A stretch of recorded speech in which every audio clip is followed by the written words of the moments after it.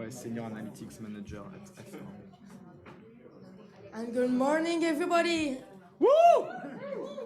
Can you hear me well? Is it okay? So, hello, everyone. Welcome to the first ever LEX Israel 2021. So, we are live from Paris, live in Champéret. And welcome in the Silicon Wadi. My name is Annabelle, and I will let Leah introduce you. Hi, everybody. Can everyone hear me? I'm calling you guys from Tel Aviv. As you can see, there's the beach, there's the desert, there's Jerusalem. So we have a little bit of everything to represent Israel. My name is Leah, and I'm so happy to be here today. So today we've organized this wonderful morning for you in order to introduce you to a concept that some people know as small and mighty. So you've heard of people like Napoleon. I'm sure some of you have seen the Marvel superhero Ant-Man. And these examples show that you don't have to be big to achieve big things. And Israel is a tiny country that has indeed achieved big things in the startup world. So today we've brought together for you the crème de la crème of the Israeli ecosystem, and they're going to tell you a story, which is the story of the startup nation. So we're very excited to help you discover the story. And just a few logistics before we begin. So the event is split up into 3 parts, which are all equally important. The first 2 parts are going to take place right here on this webinar. And the third part will be a little bit more intimate because it involves conversations with experts that you'll be able to speak to. And so that will take place over Zoom. So you should have access to a Zoom link. If you don't, no worries, we'll post it on the chat right at the end of this webinar session. So you just have to click during the break, and then you can come back on and meet the expert speakers. Just another few things, you can see everyone that's participating. If you're muted, that's normal, we're in webinar mode. So you can see on your screen, you should have 2 little boxes. One is Q&A and one is regular chat. So we encourage you to use the Q&A to submit questions to the speakers so that we can select them, and then we'll be able to also give you speaking rights to ask them yourselves if you want. And so that way the program will be a little bit more interactive. But if you have any technical issues that you think can be solved on our end, you can put them on the chat box so that they're separate from the questions. And we have Adrien, who's responsible for the HEC webinars, who's here to help, and he'll be able also to answer any of your technical questions. So just before I hand it over to Annabelle so we can begin and introduce our first speaker, I just want to say thank you, first of all, to the Israel France Chamber of Commerce, who has very graciously sponsored us, led by Daniel Rouache, and has supported us through the entire project, and Avner Chetrit, who's helped us spam your LinkedIns and your social media for the past week or so. And also thanks a lot to the X-HEC administration, Marion Lydie Ambroise, for helping us also set this whole event up. So with that being said, thank you to everyone, obviously, who showed up. And as we say in Israel, Yalla, Annabelle, take it away. Leah, can we say? Thanks. And good morning, Jeremie. So Jeremie Kletzkine is incredible speaker. He will launch this session. So Jeremie Kletzkine is the Vice President of Business and Development at the Startup Nation Central. It's an NGO that connects business, government. It's an NGO leaders from around the world with Israeli innovation. He is also the Director of Business Development at PrimeSense and co-founder of X-HEC. He will open the event with the answers to a very simple question. What is the Startup Nation? Jeremie could not be more legitimate to give this talk. As one of the leading experts in the Israel ecosystem with a specialty in the consumer electronics industry, software and 3D imaging, formerly the Director of Worldwide Business and Development at PrimeSense, acquired by Apple. Over the past decade, Jeremie has mentored and advised various investors, incubators, startups. He is a co-founder of X-HEC, the Israeli Digital Game Association, and sits on the boards of several innovative technology companies. Thank you very much, Jeremie, for being here, and the floor is yours. Thank you, Annabelle and the team, and Leah. That's a great opportunity, and you've been spoiling a lot of about our organization already. So I need to find different wording to introduce ourselves. And yes, don't get me. You know, I do have a French accent, but I'm in Israel for over 20 years. And you know, some of the people, and it sounds funny for me, but some of them, they call me veteran of the Israeli high-tech. I arrived like in '98. I made my aliyah, and I opened the first company in January 1st, 20. It was a working day in Israel.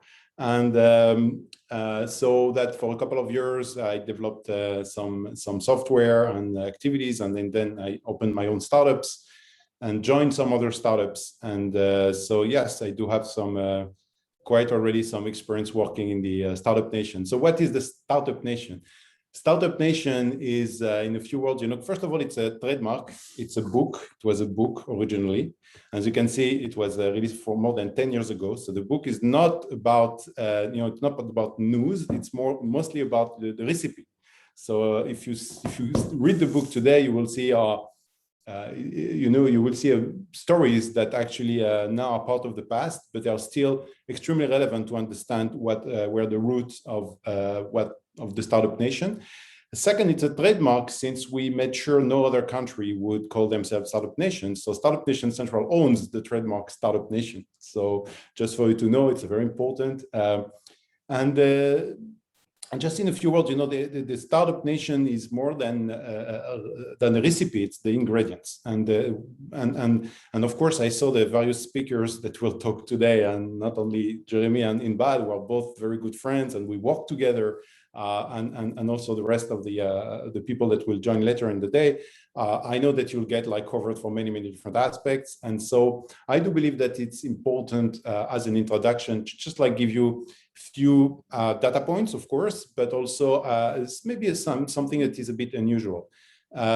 We are Startup Nation. The Startup Nation is actually a virtuous cycles of different pillars that were built the one after the others, and sometimes in parallel. And you know, every country, they start with a government and the support of the government when it comes to successful high-tech ecosystems. They start with academic world and of course with local corporates. And the incredible, I would say, the incredible chemistry that happened in Israel is that those players started to work together, especially during the beginning of the 90s and over the 90s. There were some initiatives that created what we call today the Startup Nation, and and some additional pillars that are extremely important to initiate that virtuous cycles appeared. And the first of them, of course, was access to funding. You need investors, you need money. And there were an initiative called Yozma, initiated by the government, that created the community of investors. And afterwards, you started to have all of those, you know, the startups that came to appear. And today you have 6,500 startups in Israel. And that doesn't include, you know, and we'll talk about it a bit later, but that does not include service companies, etc. We're talking about scalable, technology-driven companies. And so we are today, we have this ecosystem with acceleration programs and incubators. In Israel, incubators are actually programs that are supported by the government. And you have the transfer of technology offices of universities and the hospitals that also now are part of this ecosystem and make it happen the way it happens today. We have today, the extremely surprising situation is that during the COVID, it didn't stop. The opposite. Last month, Israeli startups raised $2.8 billion. I mean, every single month now we are breaking records, which is completely amazing. We try to understand why and what actually happened behind the scene to explain that. One of the reasons is that Israeli companies, first of all, they solve for many of them incredibly important problems. You know, those are not cherries on the cake. Those are important problems. And we're talking about security and food and ag and healthcare. And those are the companies that actually keep on growing today. The second reason is that Israelis, they tend to start with technology and then ask themselves, what should they do with this technology? It's quite the opposite of the typical European way of building a business. You define the needs, you understand your market, you have expertise, and then you build a business. The Israelis, they think outside of the box, mostly because they don't see the box. It goes the opposite way. So we have a lot of companies that are able to pivot, because once you have a great technology, great engine, then actually the application of this engine, it's just about opportunism. Okay, you find if my technology is relevant for video game industry, then maybe the next day it's relevant for the cybersecurity industry. And if it detects anomalies, then the industrial IoT, which is the new industrial revolution, the fourth industrial revolution, is actually extremely relevant for me as well. So I may actually pivot. And we saw many companies pivoting toward, of course, health-related and digital health-related technologies, but also supply chains and logistics and other, I would say, challenges that the world is facing today during the COVID. So that's really, in a nutshell, I would say, what explains partially, of course, the success of the Israeli innovation and the startups today. But there's a lot of other, I would say, aspects that you will discover throughout the day. What I would like to touch, especially, is probably I would say, get into the specificity of what our conclusions as the startup nation. How to become the startup nation is less relevant today for anyone. My answers to that is, how can we do the startup nation, when I received visitors from all over the world coming from governments, and they say, how did you do that? I say, it's easy. Take a recipe. You have to start with desert. You have to go through a couple of wars, pour Jews from all over the world, and maybe you'll have the startup nation. And so that's definitely not applicable. However, once you are a startup nation, you have conclusions, right? You actually belong to a very small, I would say, community of successful ecosystems, the ones that are not fully supported by the government. The Israeli investment community, and I mentioned earlier the $2.8 billion last month, we are actually nearing 10% of public money only.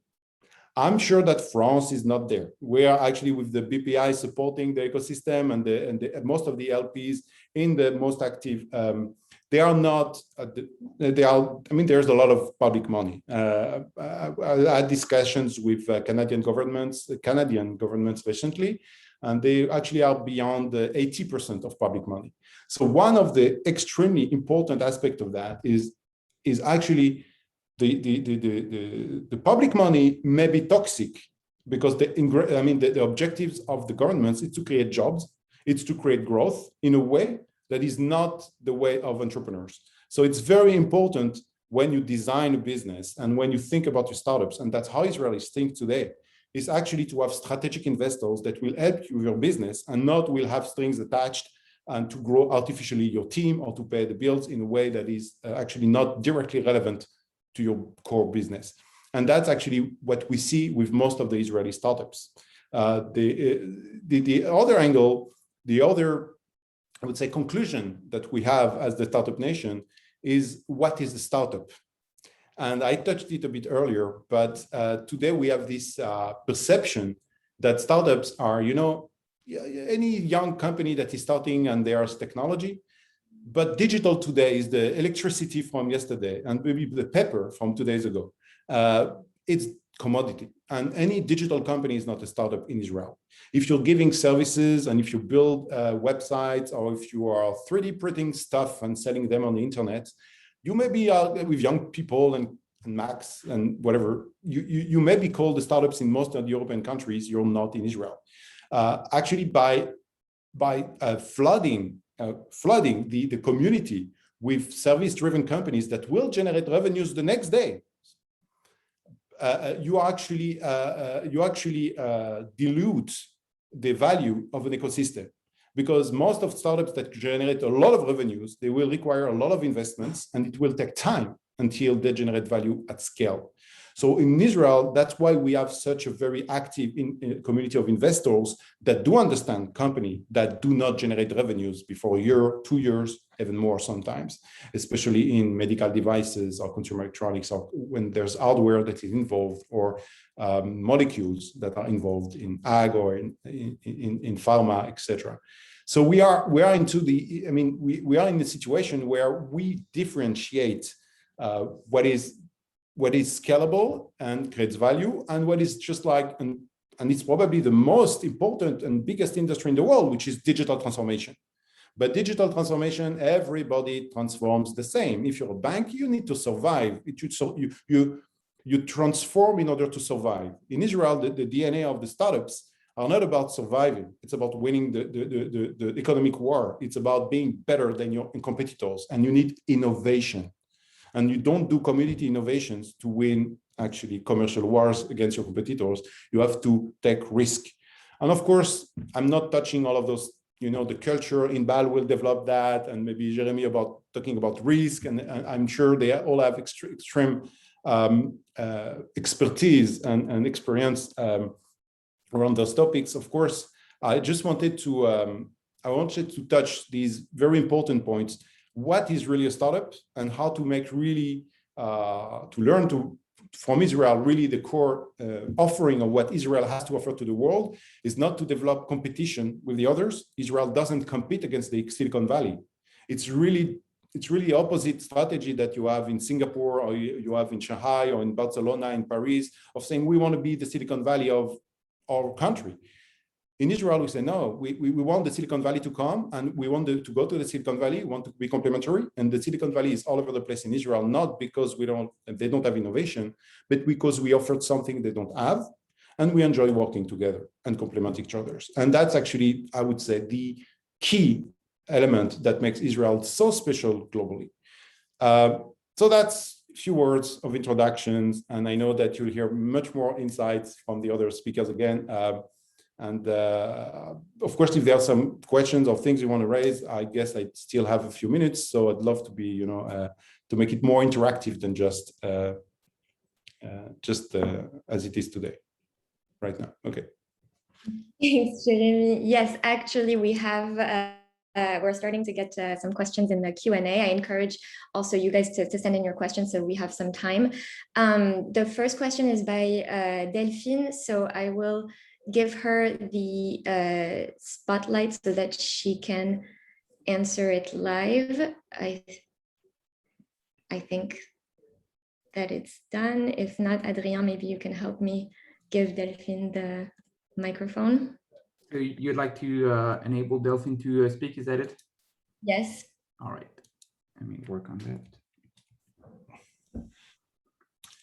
Just, to bridge, Israel is a B2B technology ecosystem, which also makes it very different from other countries. We have here almost 80% of companies that need partners to go to the market. They don't sell directly to consumers. And even companies that are B2C in Israel, you have a couple of them, Lemonade, Fiverr, and Get maybe, and Wix, or even Wix is B2B2C. You do have this mentality of working in partnership with other countries, other companies, and people abroad, and going global from day one as a way to develop. And that's also a very important aspect I did not touch earlier. Absolutely. Can you hear me? Yes. Perfect. All right. Thank you, Jeremie, for this introduction. It was super, super helpful. I have actually quite a few questions, but maybe just the one I put on the Q&A. I was wondering, so you said that essentially Israeli companies and startups have much less of a structured thinking like we have here, making a lot of analysis and assessment, etc. And so I was wondering, would you see any value in us bringing more of that structured thinking within the Israeli ecosystem, or is it more that this is exactly what is making the actual value of this ecosystem? So definitely, of course, we could be very happy being the startup nation, but I see in the program and in many others, you heard the new concept of scale-up nation. And if you want to industrialize your processes, and if you want to actually keep on growing companies and not just selling them at the early stage, and if you want to build this skill set of creating global leaders, then you need to actually structure your companies. There is Israeli companies from day one are going global. So usually they are structured and designed very early through the local, law offices and the big four consulting firms. They're helping them to be compatible with M&As and IPOs very early. So companies are really quite well structured in a I would say, in a legal way. However, the Israeli companies now discover slowly the importance of marketing and sales, which is something, it's not really in the culture in Israel. In most of the startups, the product people are actually former engineers, and in general, the product itself is an issue, because if you want to develop and choose the strategy of your company, you need to adapt it to the needs of the market more than just the opinions and the assumptions of the technical people. So of course, I believe that Israel needs more and more structured approach of market in order to just keep on growing and scale up instead of just starting up. Yeah. So yeah, that's my answer. Thank you. Thank you very much. So right now, Annabelle is with a room of students from HEC. They all gathered to meet and watch the webinar. I think she said that some of them have questions, so I'll let her give the microphone to one of the students.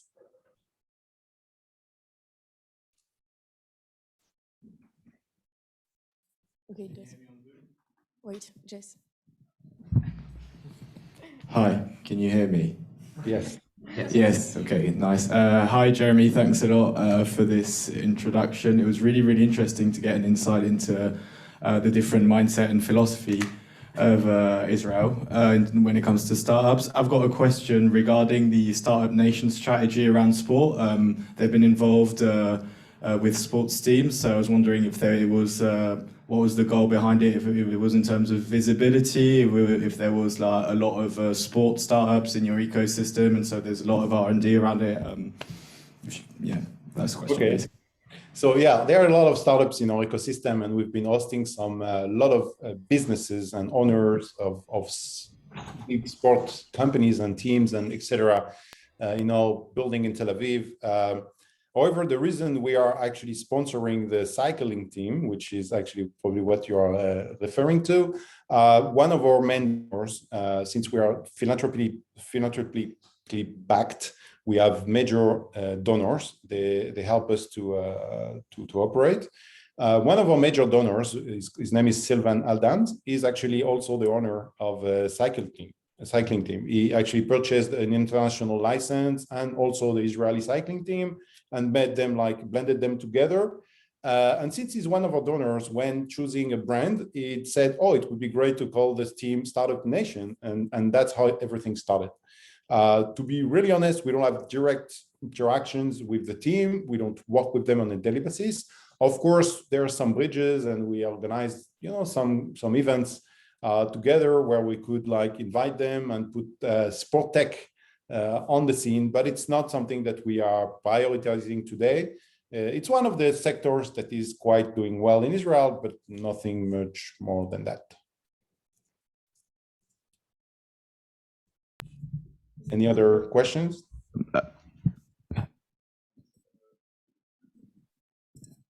Thanks a lot for the answer. I've got another question, actually. By philosophy, finding a problem before building the solution, the whole process is meant to save resources. Do you think that the fact that you're able to do it the other way around, building the technology first and then finding the problem afterwards, comes from a different process in the allocation of resources, or more abundance in said resources to fund the development process? Well, I don't think there is much process behind that. The people come up with their skill sets either from the army or the academic, or just because they learn from home, and they have assumptions of what the world needs. They want to build projects. There is the entrepreneurship spirit, and Inbal will touch it a lot, and she has the answers to those aspects. And once you and that's just the cards they have in their hands. That's all. They don't have the knowledge of the markets. The entrepreneurs, they have the knowledge, technical knowledge, and that's what they start with. I don't think we need to overthink or explain the origin of that. It's just that it's not about allocating resources. It's just because you just don't have any. You don't have the knowledge available anyway. So I think it's much more simpler than what we are trying to explain. Actually, that's my interpretation. Maybe others, maybe Jeremy will have another view on it. Thank you for Okay, so I think that this is a good time to wrap up. So thank you very much, Jeremie, for doing this amazing introduction. And as you mentioned, I think the next speakers will also complement what you just have said. So again, thank you very much. And I'll let Annabelle introduce our next speaker. Yeah, so thank you again, Jeremie. It was amazing. And I will introduce you another Jeremie. This time is Jeremie Berrebi. So he's truly a guest of honor here. He has been described as the world's most active angel investor.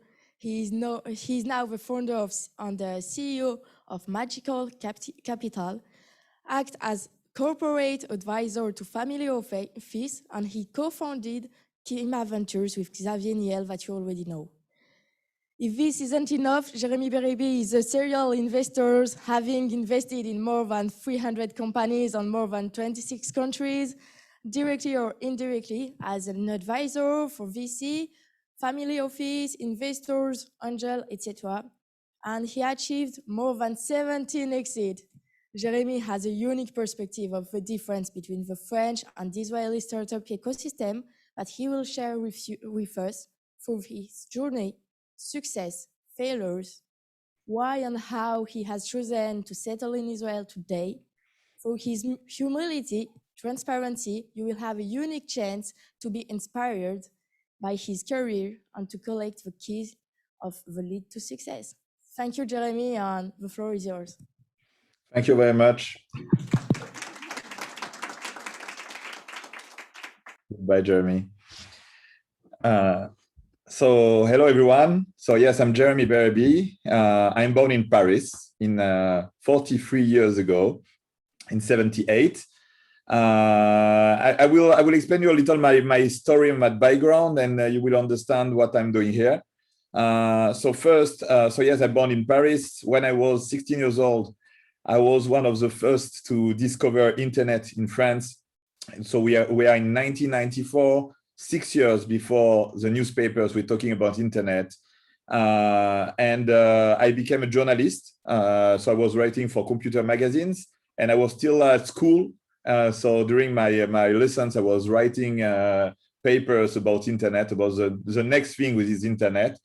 And when I was 18, I wrote a book, and I decided to take a sabbatical year before to go to university. And until today, I'm still in this sabbatical year, 20 years, 22 years, no, 25 years after that. So I became a journalist, and I founded my first startup in 1997. It was a Google News ancestor. So it was a platform enabling people to write keywords and receive every morning a newsletter based on these keywords. So it was used by companies to track competitors, to track their customers, and also by everyone to track football players and singers, etc. So we were really, we launched that in 1999. So at the beginning of the bubble, and what happened, I was one of the mascots in France of the startup world. You know, the guy, 21 years old, raising money. I raised 10 million francs. It was 2 million euros, perhaps a little less. And it was enormous, you know. And so I was on all newspapers, TV channels, etc. It was completely crazy, but it was a nightmare to manage because the growth was too high, and also we didn't know how to manage a startup yet. After that, so this story is very long, but it's not the goal of our meeting today. So after that, I sold my company to Cantal, so TNS Group, and today, if you are working in almost every company in France and in Europe, you are getting the press clipping service from Cantal. So Net2One, my former company, is part of that. And I decided to move with my wife and 2 children in 2004 to Israel. So what happened is that I sold my company in the morning. So I found the guy who wanted to buy the company, and the same day, someone wanted to buy my home. I was married with 2 children and a half, and we wanted to sell our home. And so the same day I sold my company and I sold my home. Not signing, but almost. And so I said to my wife, we can do what we want now. And we decided to move to Israel as a tourist. So we took tickets on Expedia and we moved there without saying that to anyone. And also until today, many people think that I'm in France all the time. So they are trying to meet me when they are going to Paris, but I'm not in France. After that, I co-founded many other companies. Some failed, and that's part of the game. You have a company called iAdvise in Nantes with something like more than 200 people today. We are the live chat leader in Europe. So iAdvise. I'm the co-founder of Litchi with one of the HEC students, Céline Lazorte. So I was his mentor to be a founder of Litchi. I founded the Fresh Planet, X-HEC. I founded a company in Tel Aviv, a school called Developers Institute. It's a boot camp to learn to be a full stack developer in 4 months. And in 2010, with Xavier Niel. So in 2010, we were completely at the. It was a very bad period for startups and for the entire ecosystem. That we also know Angel in the US because it was after the 2008 crisis.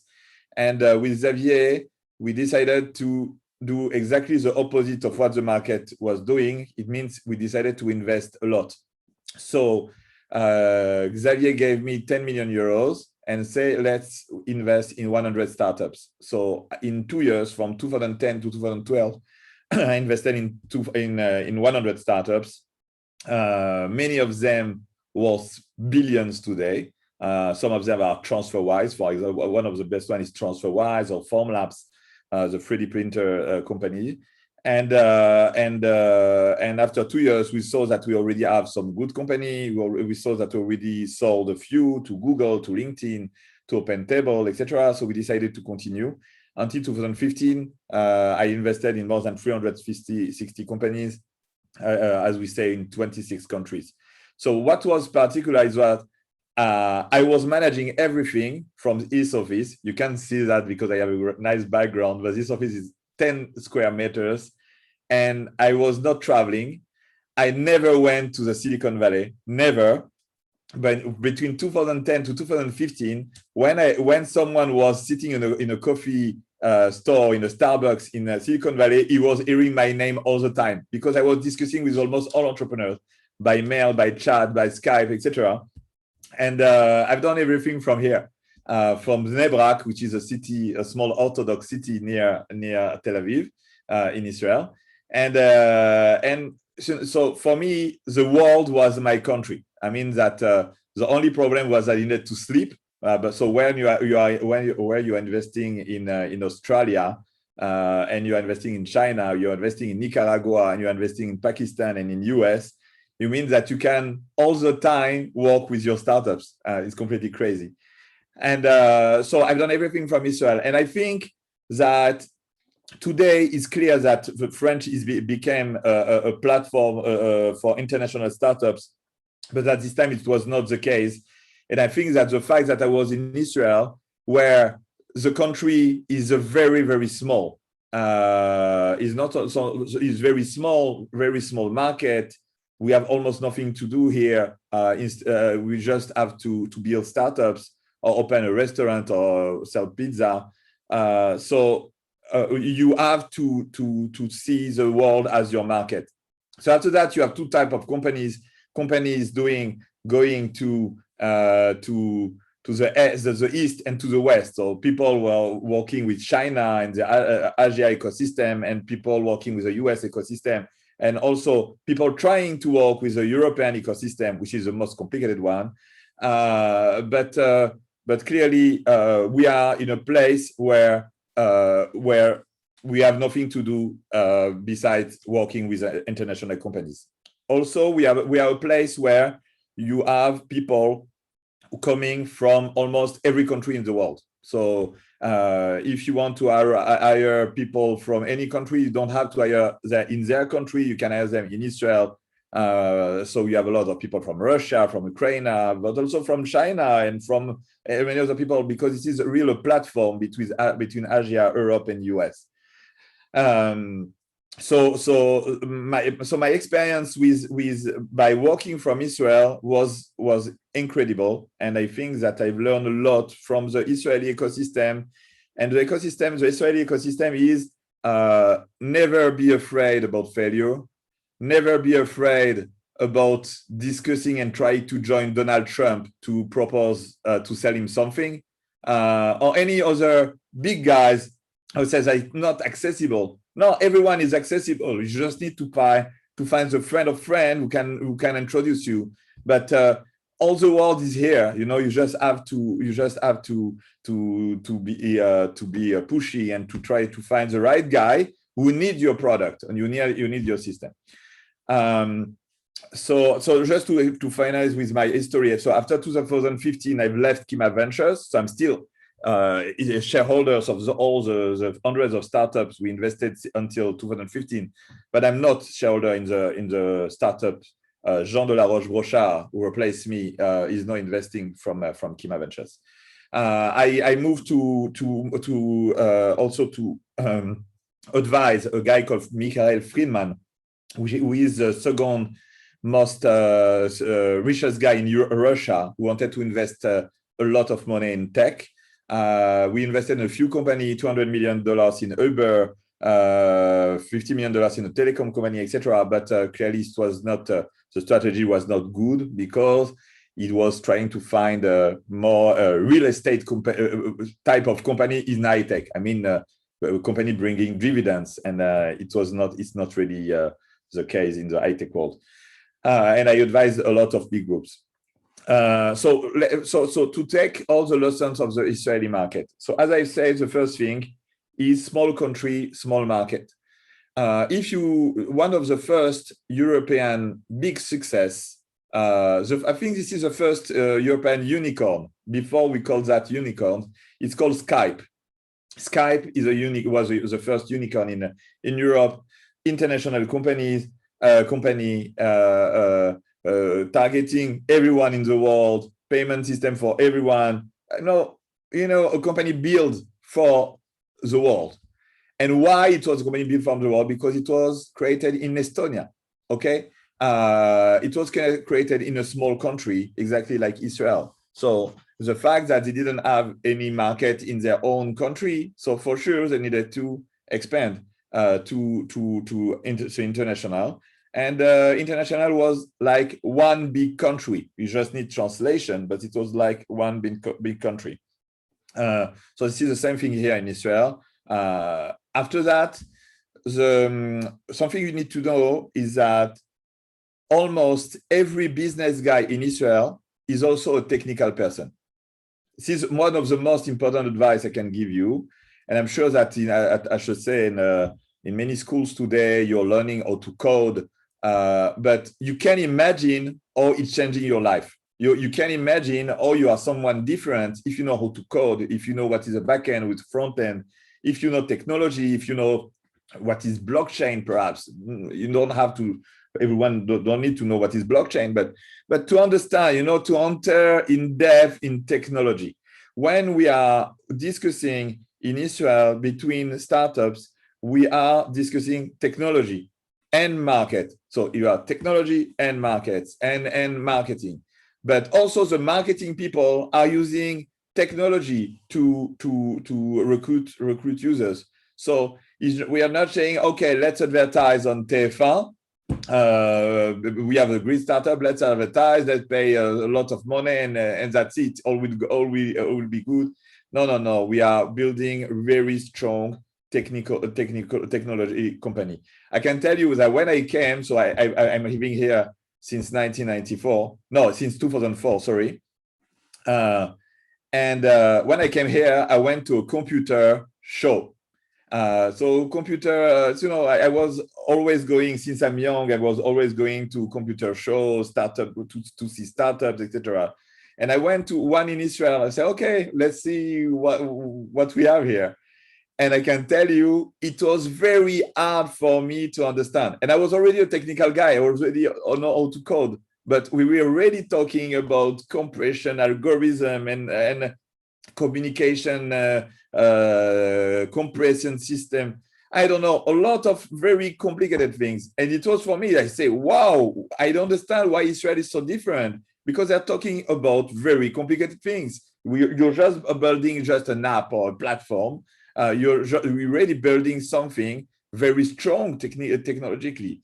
And I think that today you can see that also in Europe. In France, for example, one of the most successful entrepreneurs, and know some guys, is a good friend for more than 20 years, Octave Klaba, who is the CEO of OVH, who became the first hosting company in Europe. So OVH, everyone knows OVH, I hope. But OVH is not just, they just don't know how to sell. They have a real, very big technical platform. Okay, so they had a bad news a few weeks ago with their data center who burned, but it's the first time it happened. But clearly, Octave is a technical guy. He is working with his father, with his mother, with his sister, and all the family are technical guys. So they know how to sell. So if you want to come to Israel and say, oh, you know, I've learned at X-HEC how to sell, you're going to the airport, you begin to talk with a taxi driver, and you will see that this guy knows more about online marketing than you. I'm talking about the taxi driver. So everyone is already a business guy. So you need to have a strong, very strong technical knowledge. And I think this is also the case in France. When you are building a startup in France today, you need to know technology. Also, if you don't plan to be the CTO, you don't plan to be the developer, no technology. You need to be a patient for you. You need to understand things. If you don't understand, you read books and reread books. And in any case, you need to read books all your life because this is how things are working. We are learning when we are startup entrepreneurs, when we are investors, we are learning all the time. I mean that I'm reading, I have a Kindle, I have a books. It is a big A4 e-ink reader. I'm learning books all the time, one a week. And this is the case for all the people working in this ecosystem and who are very successful. Today we have something new, which is a podcast that you can hear also to learn a lot of things. And I think this is completely revolutionary that you can learn and listen nice entrepreneurs all the time so easily. It was not the case when we launched our companies. So as I say, we are in Israel, most of the people are technical person, but you can imagine also how investors are also technical person. I mean that once I was in a board of a company, and I was in many boards, and I'm still in many boards of companies. And you can imagine the difference between a board in Europe and between a board in Israel. A board in Europe, you're talking about a P&L, you're talking about number of new clients, etc. Okay, it's more a business meeting.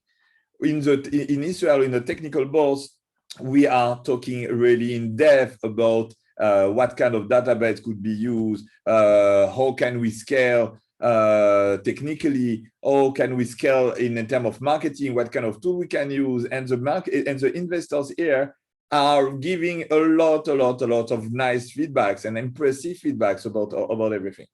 So the technical thing is very important.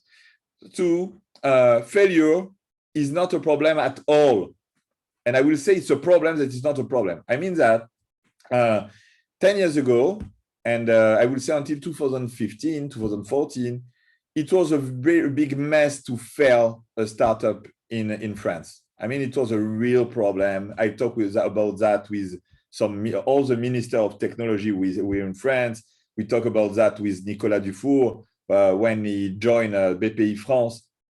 And failure was really, okay, I failed, so I'm not a good guy. I'm not a good entrepreneur. In Israel, you don't have that mentality at all. I mean that someone who is failing, who is saying, okay, so what's your next project? Immediately, what's your next project? I mean, why you failed? Okay, so you've learned a lot. So, okay, so some of your investors lose money. We hope that it's not your family. But I'm sure that you are working on the next thing. And the guy, before closing the previous company, is already working on the next thing.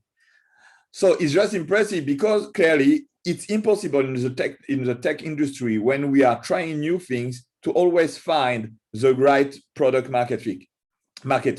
We can say, okay, we will launch a company to sell, I don't know, okay, I will not give an example, but to sell A, and in this time you will see that the customers are not interested to buy that, or they are interested, but it will cost you $10,000 to recruit a user that will pay $10 a month. So it's not interesting. So failure is not a problem, and I realize that today the problem I have with friends today is that I'm living with entrepreneurs that are successful, who are almost successful, but they already have the good mentality. So they are not afraid at all about failing. They want to succeed, but failing is not the problem. I mean, they are more focusing on what they are doing, and if it's not working, they're pivoting. So I don't know in France if some people have still this mentality, but in Israel, it's clear failure is not a problem. We will never hear journalists saying bad things about you because you fail. Or in opposite, you will find an investor saying, okay, so you failed here. Let's build a new startup together, and it's happening all the time. And I say why it's a problem. Okay, so I will give the bad thing about that. So sometimes some entrepreneurs are missing perseverance. Because they don't know, they don't afraid about failing. So in the end, they just say, okay, it's not working. Let's go to the next one, to the next startup. And it's also not good. So you need to be perseverant, but on the other end, if it's not working, let's go on the next things. So as I say, companies are most of the time with the technology in the companies, is critical, as it's a central point. But the other hand, most of the most successful companies here are very easy to explain. I mean that it's not because technologically it's difficult to build what you build, that you need to build something that anyone knows, anyone understand. So you have some software companies building very difficult things for CTOs and for architectures, infrastructure. So sometimes you will not understand if you're not someone who knows this sector. But the other hand, you have a lot of companies. Let's say we can take the success of Waze. Okay, Waze is very simple to explain. On the other hand, technologically is very critical. It's very complicated. And you have Wix. Wix is the most successful Israeli startup for now. I think the company was, I can tell you, I will not think, $17.4 billion today in NASDAQ, 70 billions. And Wix is just a platform to enable you to create a website. That's it. But there are thousands of developers. There are thousands of salespeople. But the company, the core of the company is a technical thing. So is it very easy to explain?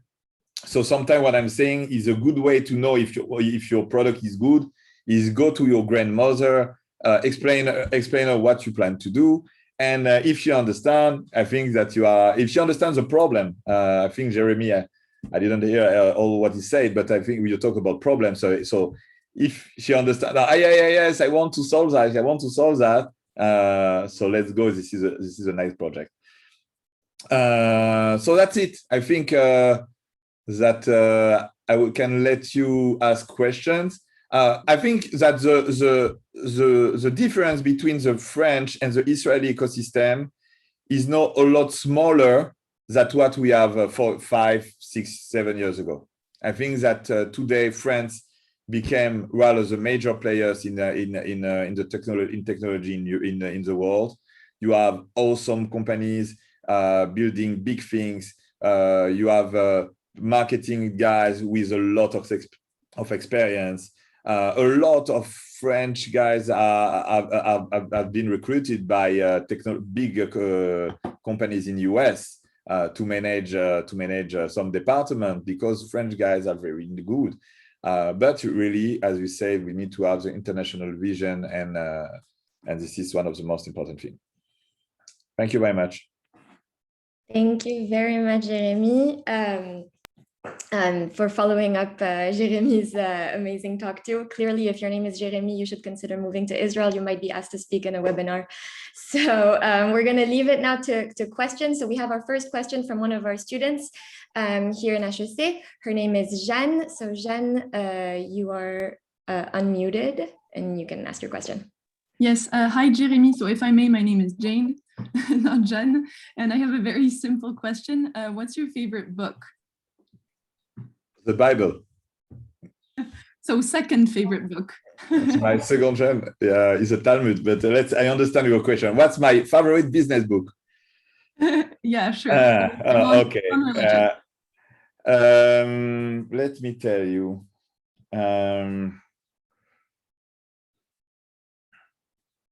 It's a good question. I don't think I have one because I read so many. I have there is a book from Ben Horowitz. I don't remember the name. I will find it to you. Bad Things with the Bad Thing. Once again, I will tell you. Horowitz. Let me find it to you. Is it the hard thing about hard? Yeah, exactly. The hard thing about hard things. It's one of the best book I read. Because I think that if I was reading this book before I built some of my startups, I was doing things differently. So it's a very good book, But clearly, as I've said, I'm reading books about coding, I'm reading books about infrastructure, I'm reading books about almost everything. So someone is asking what is the title. So let me put on the Zoom the Amazon link. So you will have it. I don't know if everyone will see it. Panelists and attendees. Let's say, okay. So we see hard things about the hard thing about hard things. Thank you, Jeremie. Welcome. Okay, thank you. So now we have a question by Tariq. Tariq, I will give you the speaking right. Wait, I will give him a mic. Great.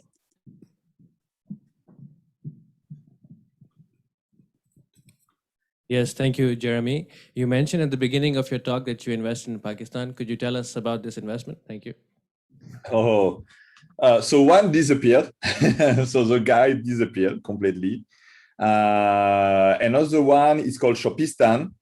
It's an e-commerce platform in Pakistan, and it looks very successful. I don't know. I'm not following the figures, but the company look great. And what was impressive is that I was in Israel, during all the Al Qaeda things, etc. I was in Israel, and I had awesome relationship with the guy in Pakistan. And this is the same thing with guys in Iran, in Jordan, almost in all the Middle East. So when we are reading newspapers about, a problem between the countries, you don't understand about what they're saying because we are working well together. So that's it. So yes, I invested in a company called Shopistan, and the company is still here and working well. And the second guys, they moved to San Francisco and they disappeared. I mean that they're not sending more reports, so I don't know what they're doing. Okay, and I think the last question before we move on, we have about 4 minutes. So this is anonymous, so I'll read it. How to build a global first company, where to begin?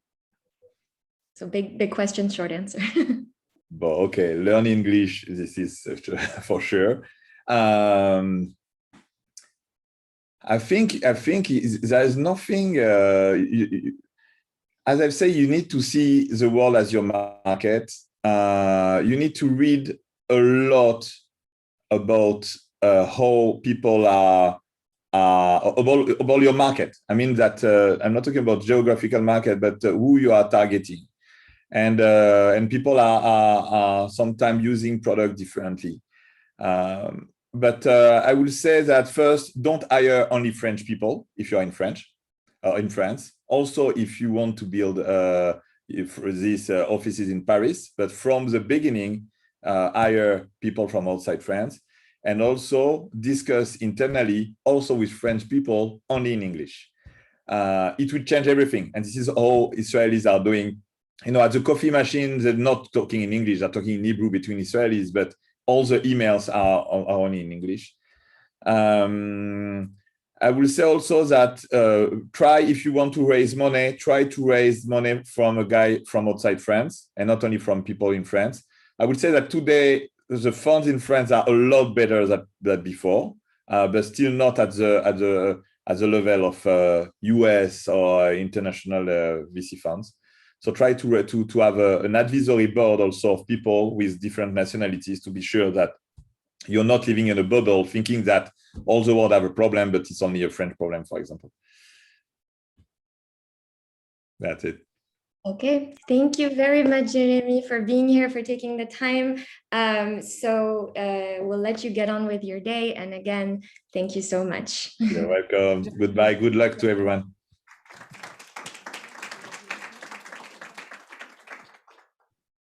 So next up, now that we've established what is the Startup Nation, Jeremie Berrebi has also talked about some tips on what makes Israelis succeed and what they do concretely to succeed as a startup nation. So now we're going to take a step back and we're going to try to understand how Israel became a startup nation and whether this is just a singular event or whether this is actually something that stems from just the culture in general.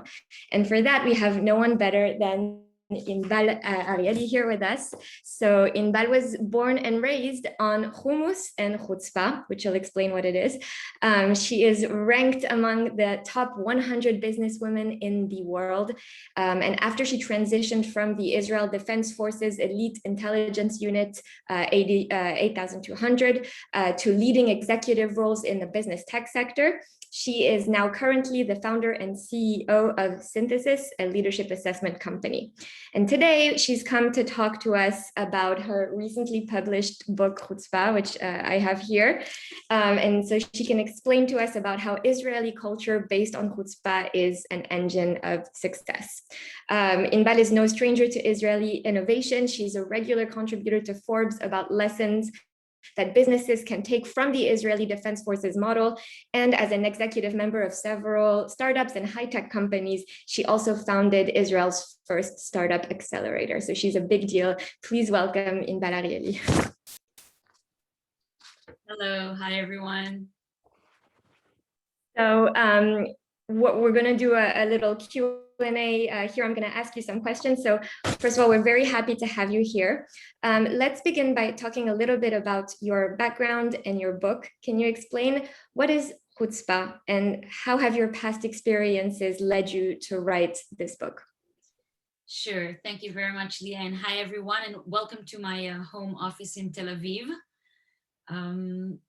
So Chutzpah. Chutzpah is a word in Hebrew, actually. Okay. And like many things in Hebrew or the Israeli mindset, it can be described in many different ways. So one way, if you tell to Israelis what is chutzpah, it's actually a negative thing. And it means being rude and impolite, which is of course negative, right? However, the mindset of chutzpah and the concept behind the more generic, I would say, approach, the chutzpahdik approach to life is something else. And there we're not talking about rudeness or impoliteness, but we're actually thinking of a mindset of doing more than you're expected to do. Asking questions, challenging reality, okay? Thinking big, outside of the scope of regular things, and doing and acting and not just sitting and waiting for things to happen. So in a sense, the positive side of chutzpah is all about audacity and grit, and proactively bringing yourself in for creating impact. You're on mute. I'm still unmuted, okay. So thank you for that introduction. So one of the earlier chapters of your book discusses a concept that usually doesn't go so well in Europe, which is the concept of balagan, meaning a state of mess and disorder. You claim that instead of following rules, the Israeli culture is mainly disordered, which in turn promotes creative thinking and problem solving. But my question is, wouldn't that also promote chaos and instability for entrepreneurs?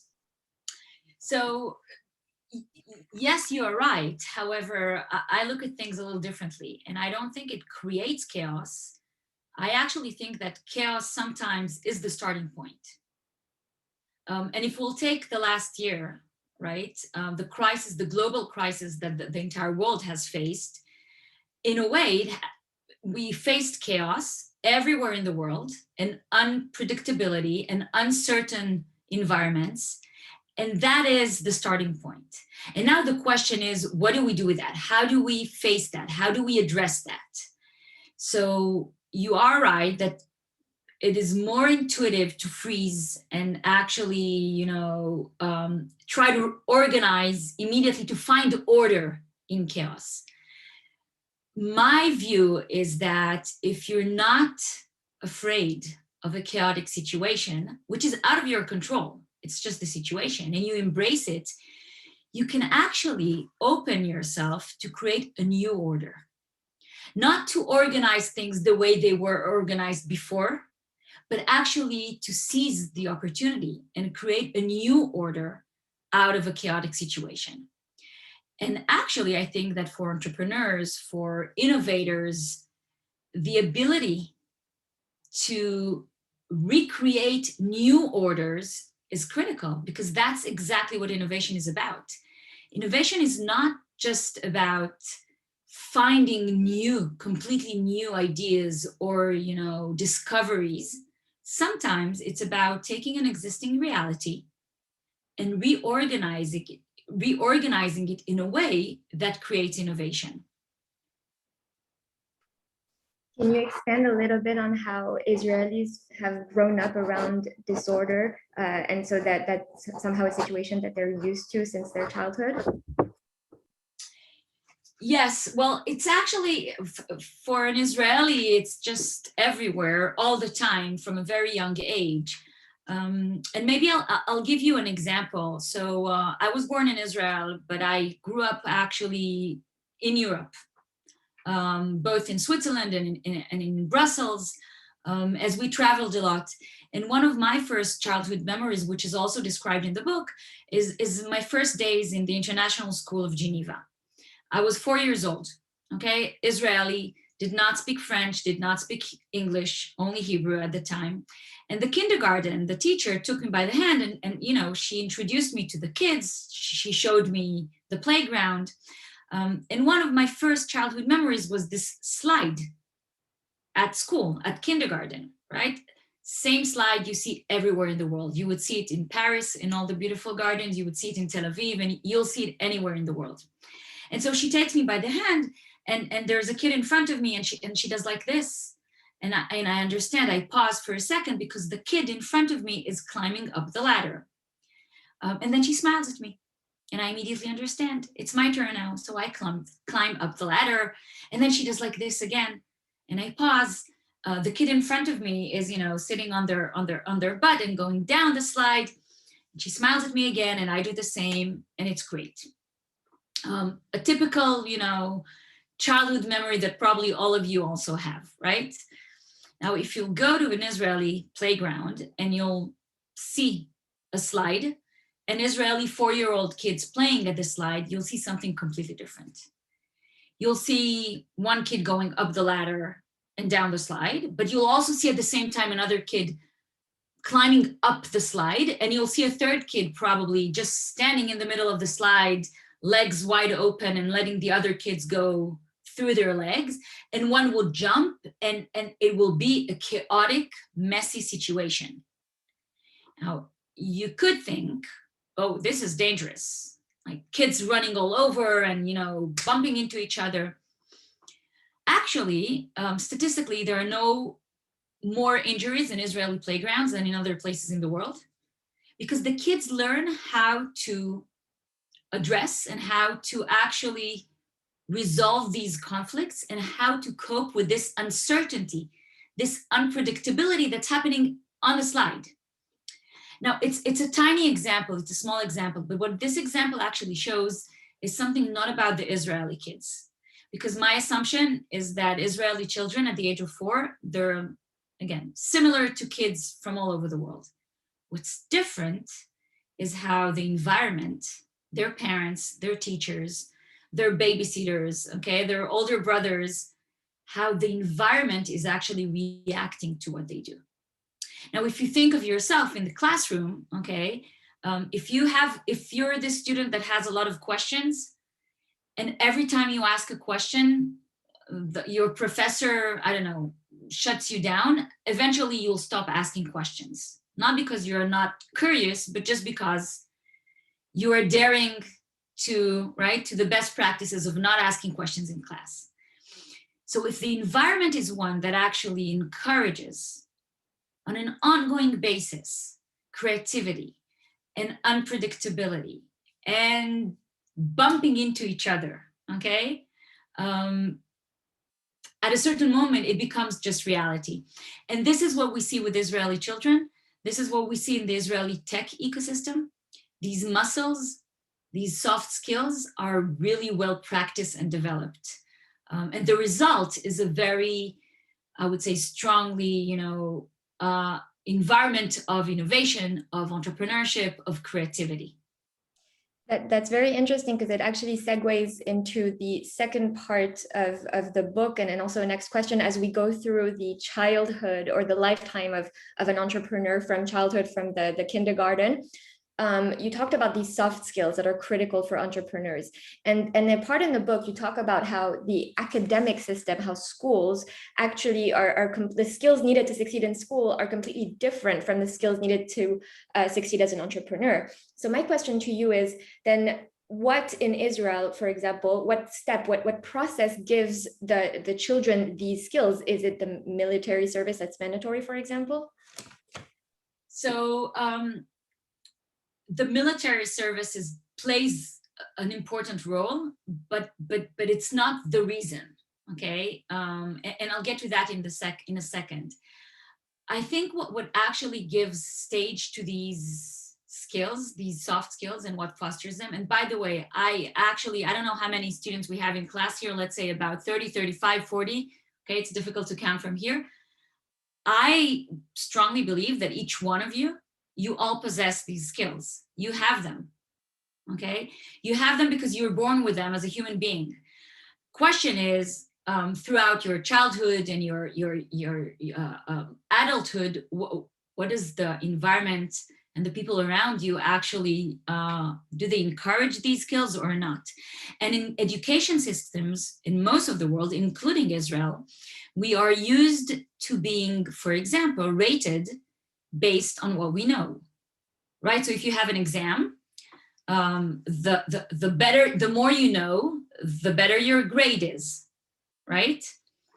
But if you're actually thinking about how do we encourage people to learn more, to be more creative, to ask more questions, we should actually rate them based on what they don't know. Because if we will look at what they don't know and rate them based on that, it would be easier then to encourage them to learn more, to develop, and to fill in the gaps, and always have gaps. So what if we said, okay, instead of rating you based on what you know in class, I'm rating you on questions you're asking. Because the more you ask questions, the more you think, the more you would actually, again, develop yourself. And so this is not happening, not even in Israel, in formal schools. It's happening elsewhere. It's happening outside of schools. It's happening in the playgrounds. It's happening in the youth movements, in the scouts. It's happening in the neighborhood, in the community. It's happening at the dinner table, in family conversations.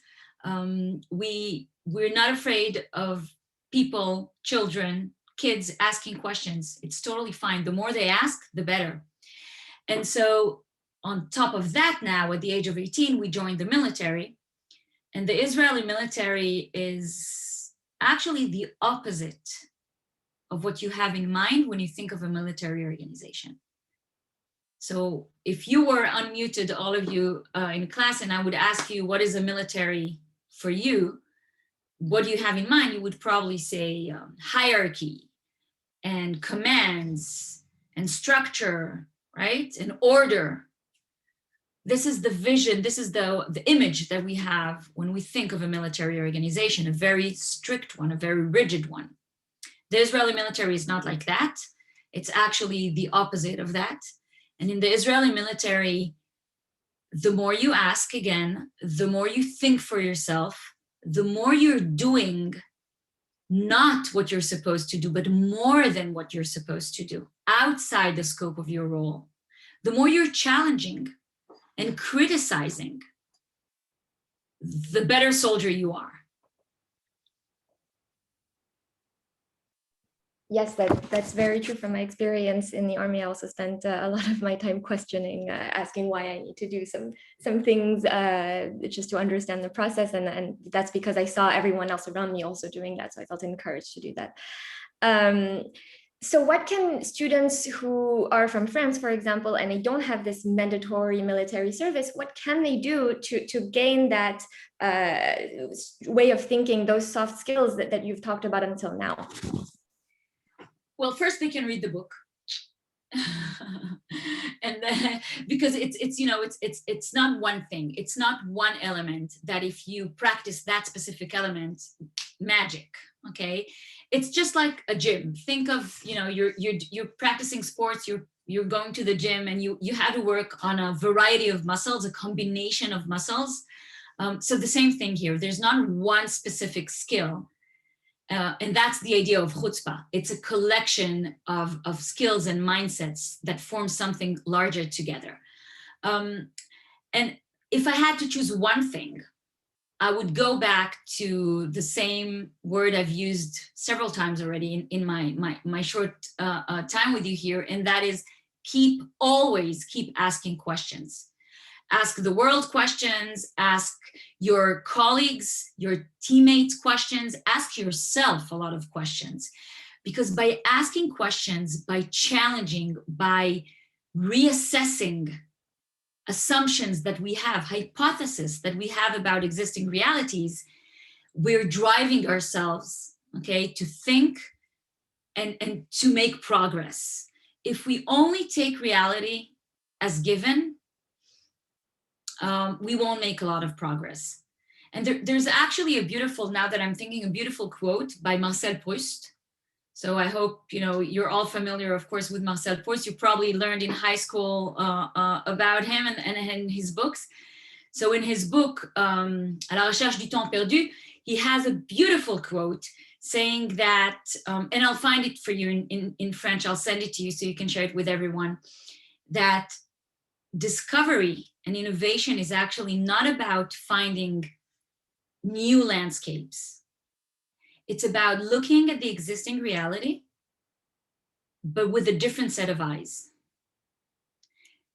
And I think, again, for me, this is the one most important thing, is to always question and criticize and challenge the existing reality so you can make it better.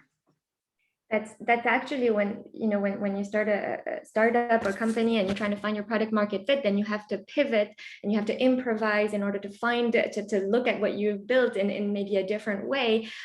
You talk about this whole process of improvisation in the book too, and I'm wondering if you could give us some, because we're all entrepreneurs, right? We all, people from the program a lot of people have started their own companies, and they're now at that critical stage where they're realizing maybe we have to pivot, our original idea isn't working out. So can you give advice and maybe some examples on how this improvisation concept actually has worked out for other entrepreneurs? So we often tend to misjudge improvisation for being non-professional. Okay. And actually improvisation, if you think, for those of you who play, I don't know, music and play jazz, for example, improvisation is typically a more advanced phase or stage in professionalism. You can only improvise once you're really, really good in the technique. So it's not being unprofessional, it's actually understanding that if you have a good understanding of the problem that you're trying to address, if you have a good understanding of your desired solution or what you're trying to bring to the market, okay, then you can start tweaking it. And the idea of tweaking it is making these, you know, small changes. They don't have to be huge. Sometimes the pivot is more dramatic. Sometimes it's just small changes, and checking and being very open and receptive to the feedback that you're getting back.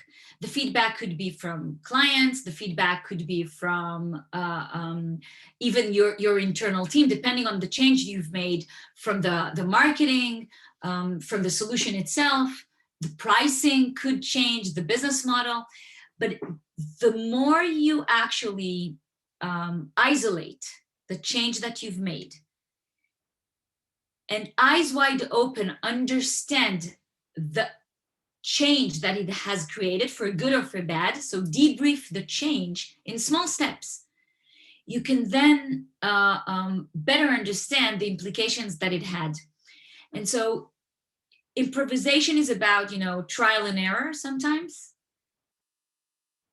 The smaller the steps are, the more digestible they are, and the better you can understand the impact of and the value of that improvisation and that change. So you don't improvise for the sake of improvisation. You improvise if you're familiar enough with what you're doing and you feel confident in testing, okay, in a very agile mindset. Okay, thank you. So I think we're going to ask you some questions that were asked from the audience.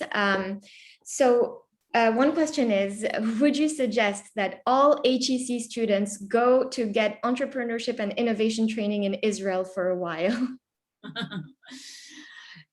Yes, but it's not necessary. Of course, we would love to have you here in Israel. And I think that spending time, by the way, in any different environment that your home environment would open you to a lot of different things, right? It's all about working with different people and seeing different perspectives, okay? So obviously would love to have you here in Israel. But I think from what I've heard from Jeremie, who said before that it's, you know, about opening yourself, right? To the world, to clients, to different languages, to different standards, to different teammates, not just in between you. That's the critical point. Openness, openness, openness. The more you're open, the more you absorb, the more assets you actually have to use.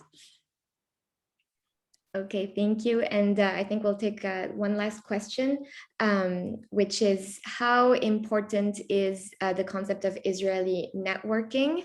And how can we as students start to build our network from right now? So I think that you're at a critical stage in terms of your professional stage in your career. And the fact that you're a group of people that have something in common, you're interested in entrepreneurship,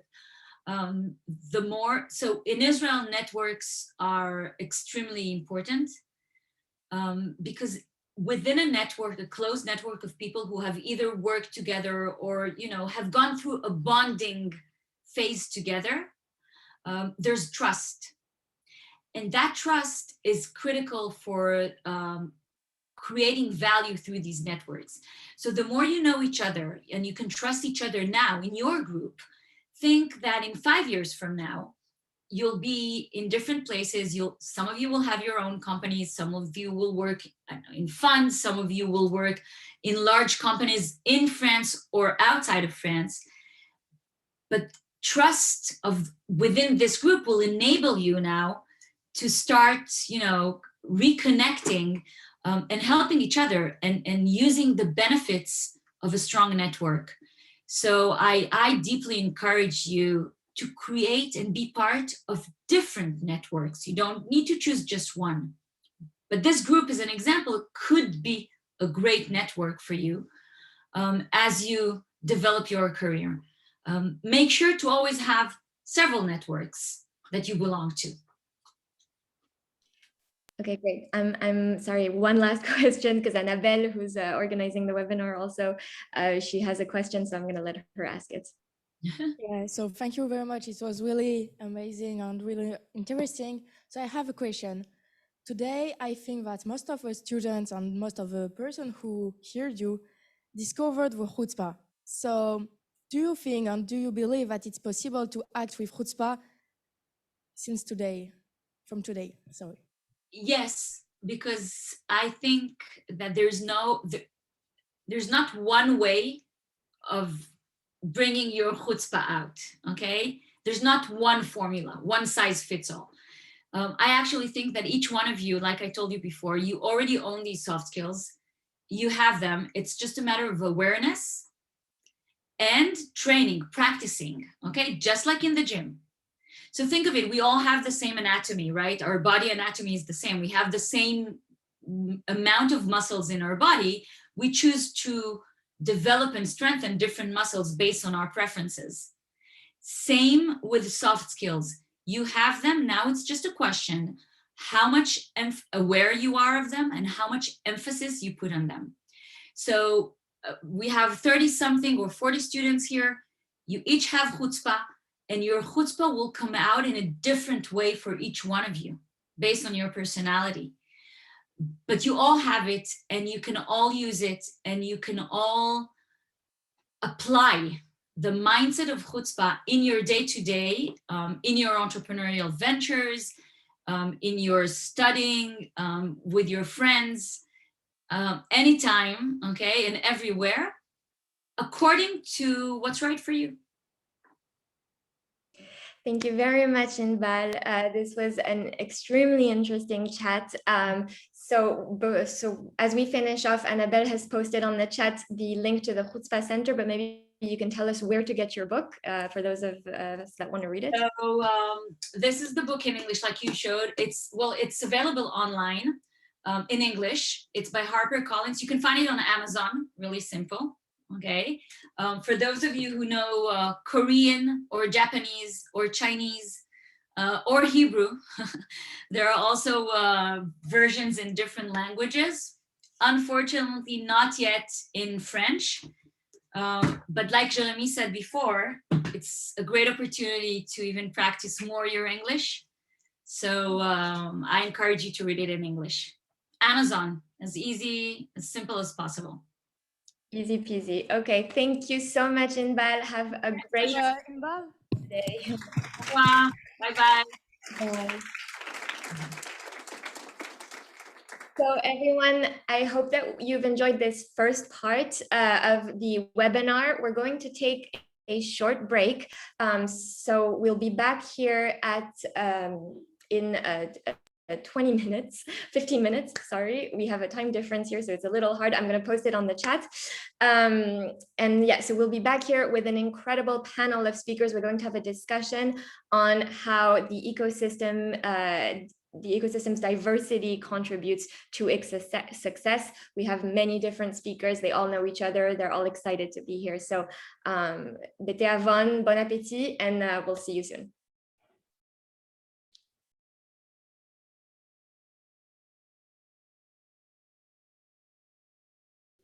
And we are back.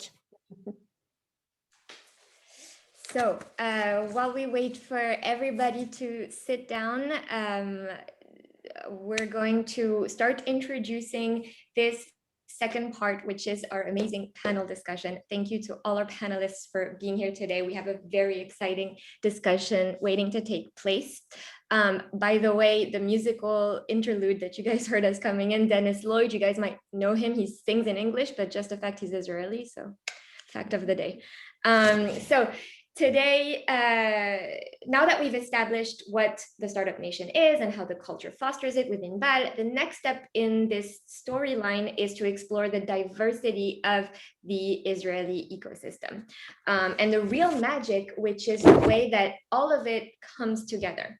And so every single individual that's going to speak today is a unique member of the ecosystem and provides a different perspective to it.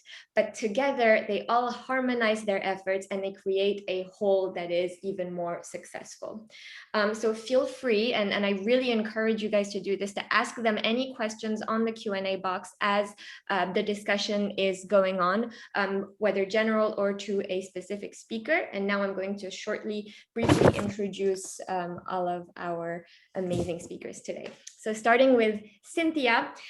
Cynthia is the managing partner at Sidayel Ventures. She has over 11 years of entrepreneurial experience, having co-founded and managed both a startup accelerator for new immigrants that later expanded into an investors club. And now she co-manages a seed stage venture capital, supporting more than 30 startups in various sectors. So all aspiring entrepreneurs, Cynthia is the one to impress today. Nim Barlevin is the founder and CEO of Dynamo in the EdTech sector. He was also the founder and CEO at Ono Apps in technology, and he is a graduate from the Zell Entrepreneurship Program at IDC, which is a university here in Israel that we're going to talk more with Nim and Liat. Nim has a very deep expertise in business development and project management in small, medium, and larger companies. He recently created Dynamo to set a new standard in EdTech and deliver positive experiences in the age of the digital screen. Very relevant to today. Next up is Fadi. Fadi is the co-founder of the Hybrid Accelerator, which is a startup accelerator program for Arab Israelis. And he's the vice president and business developer at Takwin VC. Fadi's mission is to significantly increase the number of Arab entrepreneurs in Israel and reshape the Israeli startup nation that we've talked about so far. To do this, he co-founded Hybrid, the most comprehensive program for early stage businesses led by Arab founders.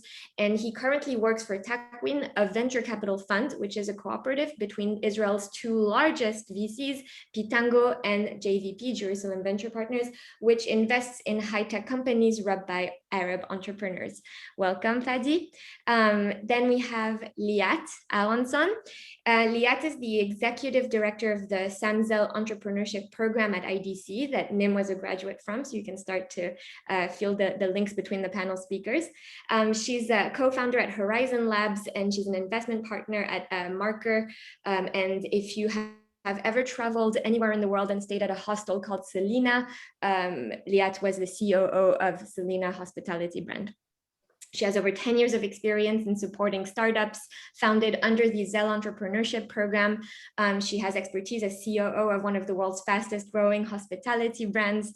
And she was an investor in a leading venture capital firm based in Israel and New York. And if that's not enough, today she can be found delving in the blockchain field as CSO of Horizon Labs. So welcome, Liat. And last but not least, we have Patrice. Patrice is the co-founder and CEO of TextMe. He was in business development manager at Altis Group, and he is in the investment committee of Sidayel Ventures. Patrice is actually a graduate of École Polytechnique, like many of you in the room, and École Nationale Supérieure des Télécommunications. He's an experienced executive chairman who has a proven track record in the telecommunications industry. He specializes in voice over IP and mobile applications. He's the founder of TextMe, the leading SIM-free mobile phone operator. So welcome to all of our panels. We're very happy to have you here today, and Annabelle is going to start the questions. Thank you for the introduction, Leah. It was really great. Really complete. So first, I would like to ask you, Patrice, something. What would you say are the main difference between Israel and abroad from an investor point of view?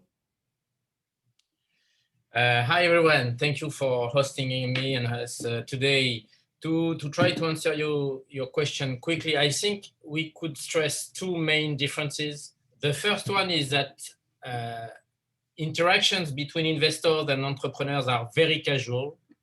It's one of the key distinctive elements of the Israeli culture. All relationships are very casual. So it means that when you want to meet an entrepreneur, or if you want to meet an investor, don't hesitate to shoot an email or even a WhatsApp message. And most probably within 24 hours or 48 hours, if your counterparty is available, you will meet or talk to her or him without any issue. And this creates a lot of fluidity in the relationship, in direct interactions, and then it triggers this speed that we are all talking about when we talk about the way the ecosystem works in Israel. The second thing, which maybe can be also stressed in the specificity of the Israeli ecosystem, is the fact that the chutzpah that I'm sure you heard about a lot already makes that people, when they present you something, they will always present it like it's the best thing you ever heard about. I mean, if American entrepreneurs are very bold, I would say that Israelis are even bolder. And maybe a French guy will tell you, I did this, it's great. For the same wording between an Israeli, a French, and a French guy, I think that it's more or less pitch time. So time to the quality and the interest of what you're going to hear. It doesn't mean that what you hear from Israeli entrepreneur is not good. It means that you just need to adjust your understanding on the way people are talking about what they are doing. They are very sure of themselves. And it's great because this is why they are daring to do so many things so quickly. Thank you very much. So I have another question, this time for Liat. So Liat, you're executive director of a Sam Zell entrepreneurship. And it's really funny, today we even have our executive director from our master entrepreneurship. So I would like to ask you a question. What exactly is the Zell program? How is it different from our program, which is also a master in entrepreneurship? And who is it for and why is it so unique? Sure. I'll focus on what I know, which is what the Zell program is, and then you guys can make the extrapolation. So the Zell program, first and foremost, is occurs at IDC Herzliya, a small private university, and it's for undergraduate students, so students studying in their first degree in social sciences at IDC. So from all of the different faculties, it could be computer science, business, psychology, economics, communications, sustainability, government, and entrepreneurship. There's a whole entrepreneurship program, but this is the flagship program or the leading program. It wasn't around, the entrepreneurship school has been around for about 5 or 6 years. So when Neem was studying at IDC, there was no entrepreneurship school. And in fact, the Zell program was just in its 4th year when Neem joined. The program has been around for 20 years. And it's a venture creation program. It's kind of like a hybrid between an academic program and a practical accelerator. So like an academic accelerator. And what it focuses on is giving students tools to take ideas, formed as teams, and then try to create real business ventures. So I think one of the differentiators of the program is that most of the effort that, whether it's the faculty, industry expert mentors, everyone is all geared towards helping the student teams take an idea and try to do something real. So it doesn't always work out, and invariably many teams at the end of the year don't continue, but there are always a few that continue. And whether they continue in the year or not, and Neem is a great example, is something that happens later. So we are tracking all of our alumni. We have 400 alumni, and we can see that whether it's 2 years out or 5 years out or even 10 years out, that's when they're creating ventures. So it's really about a kind of a first try, like a practice run with a safety net that could lead people to a real venture, or kind of keep it in and then use it in the future. I hope that answered your question. Yeah, it was perfect. Thank you very much. So now I'm wondering, what is it being part of a program like ZEL and what does it bring as an entrepreneur and student. And we are really lucky because Nim, you are a former student, you are graduate from ZEL entrepreneurship. So how do you feel about it and what is it to, what does being part of a program like ZEL? So thank you for having me as well. By the way, I totally agree with what Patrice said as an entrepreneur, as an Israeli entrepreneur, and also about the way Liat presented the program. I always say two things about the program and from my personal experience. First of all, it's I think it is in a great spot on the scale between academia and real life. As Liat said before, it's kind of like a safe net. I always imagine that I didn't feel the safe net too much, I must admit, but it's a nice, it's not a balance, but it's towards the real life experience. And I think this is the main uniqueness of the ZEL program. I would like also to say that to your question, the main thing, maybe it will surprise you, but the main thing is the alumni experience. I always say, again, by the way, Israel, we have the military service, we have the 3 or 4, 2, 3, 4 years, depends, which are the must do in a way. But then you have reserves duty. I just finished 20 years of reserves duty, and think about it, 20 years, to go and to practice and to train. So this is the analogy I always give about the ZEL program. There is the ZEL Live, which is the program during the year itself. And then there's the ZEL Life, which is, I have, for example, I gained a lot from the program itself, but it is uncomparable to the amount of value I get from the CEOs or ZEOs, as we call it, the WhatsApp group of the CEOs of the current ZEL entrepreneurships. So this is I don't know if this is unique, I must say. I don't know, I'm not familiar with other programs in the world, but this is something of tremendous value. And again, I think Liat led it very, very well to keep us as close to real life as possible. She was tough as the toughest investor and or consultant, and yeah, it mimicked pretty well the real life. Look at me. Do I look tough? I'm not tough. Yes, you are. You are. Thank you very much. Okay, so now I have another question, and I will continue with my question. I'm sorry. So, Fadi, I know that you are co-founder of a hybrid accelerator, which is a startup accelerator program for Arab Israeli. So I'm wondering, why was there a need to create these two ventures, and how are they addressing the diversity problem in the ecosystem? Thank you for having me, first of all. I may answer your question in one sentence. It's like the answer of the question, how to make out of the Shawarma Valley a Silicon Valley in the cultural, economical, and social level. Since the 90s, when the whole Israeli tech boom started, all the Arab society was somehow marginalized and left behind. We weren't part of this boom or the high-tech industry, and it was mainly because of security issues and maybe the relation and dual relation between security and army, military, and so on. 20 years after, a lot of reports by the Bank of Israel and the Minister of Economy show that there's two different economies in Israel, and there is a big gaps, huge gaps between the two economies. It can be so, and the number of families like living under the poverty line. It can be seen at the segments where the Arab-owned businesses were, like all the traditional businesses and so on. And the government began thinking of how we can really transform and stimulate the Arab economy and engage it with the mainstream in Israel.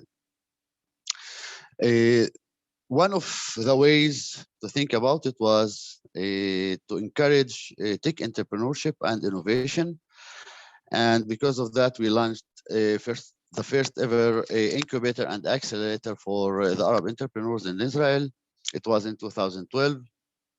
And we start working with the startups, and each year we saw more and more challenges and obstacles came more clear. And we began thinking all the time how we can really overcome these obstacles. Maybe the main obstacle was all the problem of the trust. It's like whenever you will talk to investors and ask for investments, the main thing is that the investor have to trust you as an entrepreneur, first of all. Now, the Arab entrepreneurs does not have the same background as the Jewish one. He's not the one who's bringing all the time the success stories since the 19s for these investors. Adding to that, all I would say the political, historical issues we have here, and we have some problems I'm sure you have heard of. So it makes it much more risky and much more complicated to investors to invest in Arab startups. So to overcome all these obstacles and to engage really and active with the ecosystem in Israel, in 2015, I launched a new joint venture with the 8200 alumni veterans NGO. We called it the Hybrid Accelerator.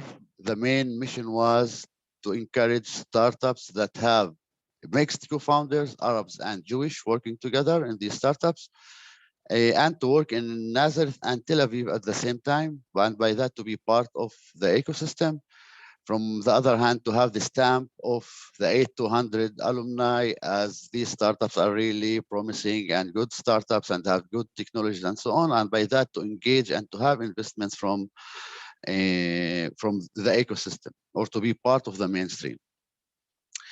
From the other hand, at the same time, parallel to that, three great persons here in Israel, Arab businessman, his name is Imad Talhami, with Hemi Peres and Erin Margalit, launched the Takwin VC, which is to create in English.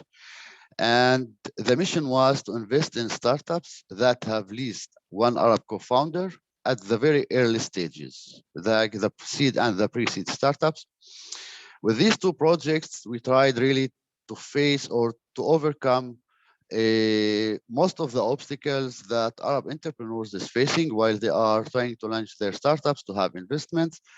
Till now, I think somehow we succeeded. We have something like 160 startups like that, 2 exits, more than $400 million in investments, and more than 160 new jobs that we created for the Arab community.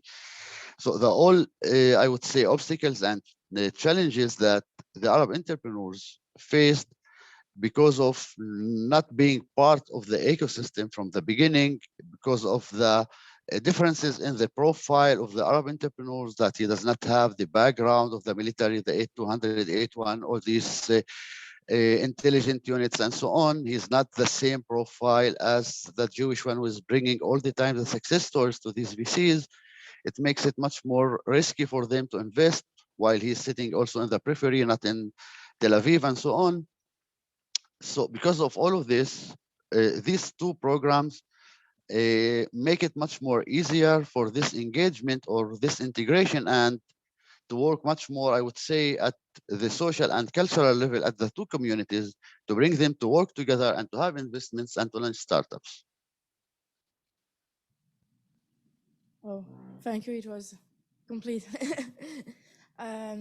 So we know, okay, so now we are talking about startup accelerators. But the question is, for an entrepreneur, what could be the difference between the difference in terms of relationship between a VC and an accelerator? And this is a question, I believe, for you, Cynthia, as you manage startup accelerators for new immigrants for more than 10 years. Now you expand your skills to managing seed stage of VC. So what is the difference in terms of relationship for entrepreneurs?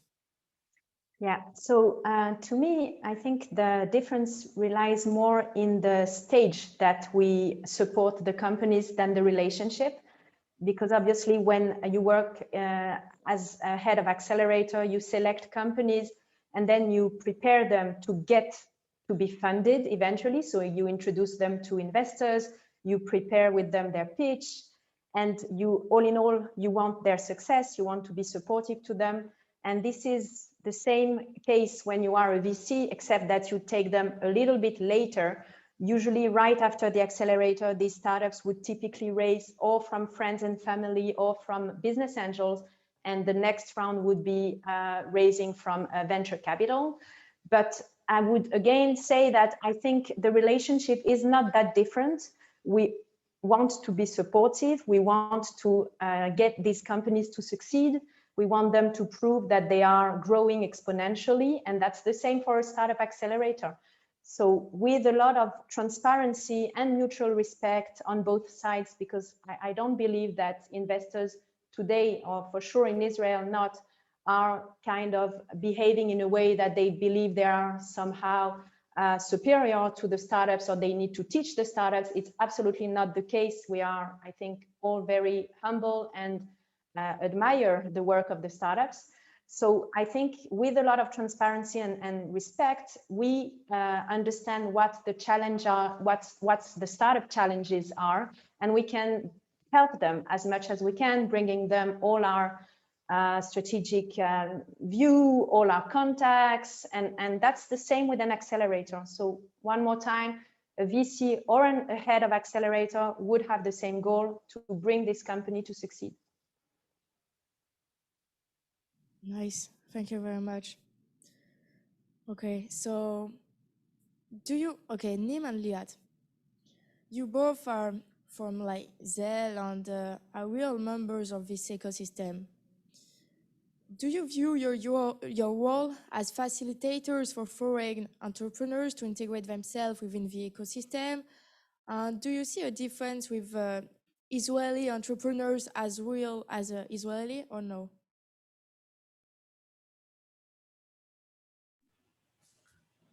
Go ahead, Neem. I see, as I said before, I totally agree with Patrice. An Israeli entrepreneur cannot be less than arrogant. And the reason is that we are so small. And in order for us to feel that we can disrupt a domain or an arena or to create something from this desert, you must be, you call it the Israeli Chutzpah, but in a sense, I think it's more arrogancy, I think in a good way. So this is a big difference, but nevertheless, I think that in every case where there was some sort of an import, quote unquote, of skills and personalities and cultures to a founding team led by Israelis or not, I think that would have been that has been the best and would be the best, because in the end of the day, we are not smarter. This is maybe to make sure you get me right. We are not smarter than anyone else. We are maybe a little bit more brave, but that's it. We don't have the skills in many cases to build big corporations, though in the last 2 years we proved otherwise. But I think that whenever a founding team has more than an Israeli female or male founders, I think it's for the best. But it's pretty rare. For example, my partner and co-founder, he has been in London, in England, for more than 5 years before he came back to the military service. And I think this is part of the reason why we are we make a nice founding couple. Whatever. Just to go on to that, I think diversity, there's research that suggests that it makes for better teams, and certainly in case studies that I've seen, I believe that shared values but diverse skill sets and ways of thinking, and I think that's what the question really probably Cynthia can take a better stab at, because I think the accelerator that she worked in, which brought in immigrants from all different places and tried to give them access to the Israeli ecosystem, was a great success in that sense of taking something that isn't just unique to Israelis. It's just a very close kind of little island ecosystem. So people are supportive and help each other. And so, I don't know, Cynthia, maybe you have more to add on it. Not really. I mean, yes, for sure, it brings a lot of value to have these people from all around the world. And it's very typical of Israel anyway, because all of us, all Israeli, is the son of an immigrant somehow, or the grandson of an immigrant. So it's very much in the culture, and that's what makes it special.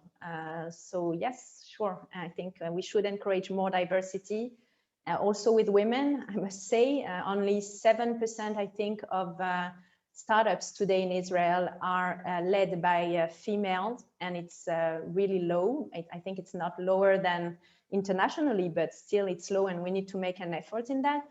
I think it will come also from positions of female VCs, and this is becoming a very big trend here in Israel. There are more and more female VCs, so I'm sure we'll get to that soon. And do you believe, because you're talking about diversity and the fact that about diversity in general, do you believe that is there a real difference between the entrepreneurial mentality in Israel and the mentality abroad? Do you think, if yes, that it's a good or bad thing?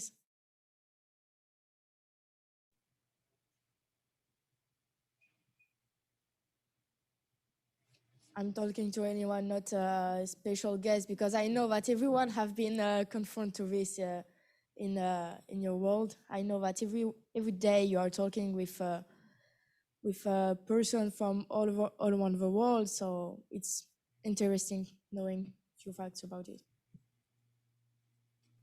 So your question is the difference between Israeli entrepreneurs and foreign entrepreneurs. Is that your question? In terms of mentality. Yeah.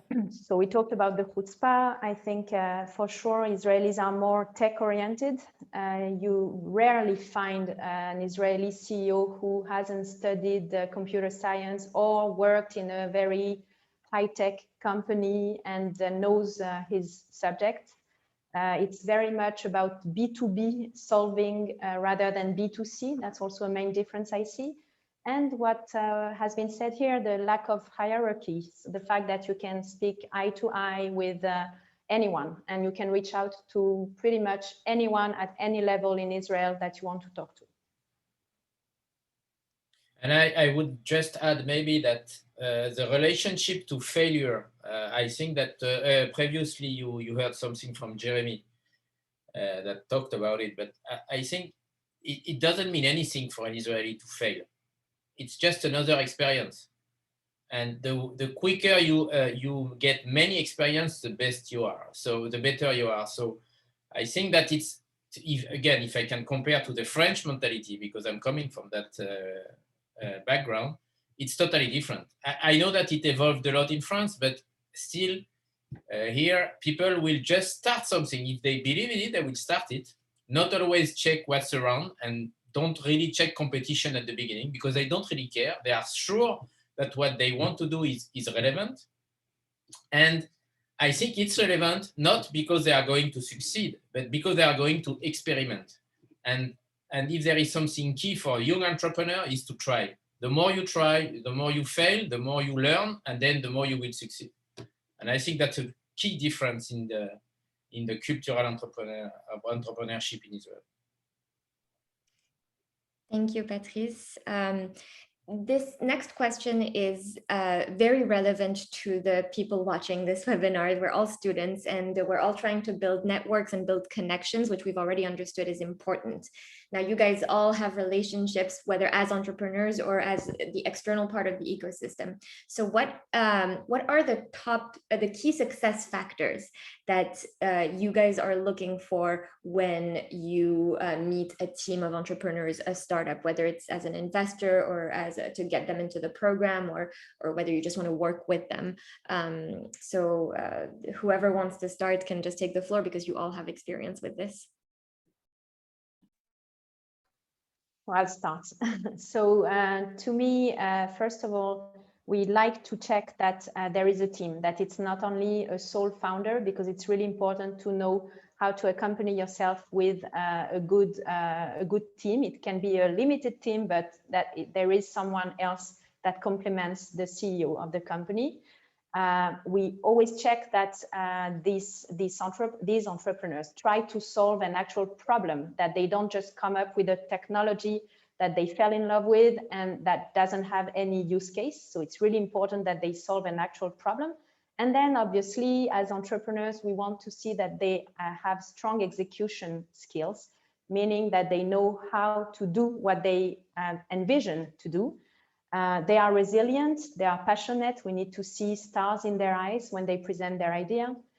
They are ambitious, they have a strategic vision. And so it's really important for us to see that they really look ahead and that they have a long-term vision, even if they will implement it really step by step. And I would say also that a CEO of a company needs to have some kind of charisma, because he will need to convince along the way, to convince people to join his team, to convince people to invest in him, to convince people to buy his product, obviously, and eventually to sell his company. So charisma is also an important point. Yeah, I agree with Cynthia. Maybe because of the way Takwin is working, we are working more like a proactive approach, and we don't care actually about the solution or the problem. We take more care about the entrepreneurs themselves, because all the time we know that the startup will have pivots and we will change it, and at the end, to get to the market fit, it would take a lot of time. But what is important for us as the team is that they are really fighters and they're ambitious, and that they are coachable but unstoppable. We can work with them, you know, in a very good atmosphere and good way. They can hear us and they can take what we are giving them, like to change, what to change and what to do. And all the skills, because most of the Arab entrepreneurs are coming with, I would say, technological skills, like either they are PhDs from the Technion, or they worked 15 years in the Silicon Valley and now they are trying to have their startups. So what we are trying to do all the time is to give them the business know-how or the connections and the networks side of the startup. And because of that, we need to see these entrepreneurs are really coachable and fighters, and they can do all the way of the startup, although all the obstacles, difficulties that they will have through the way.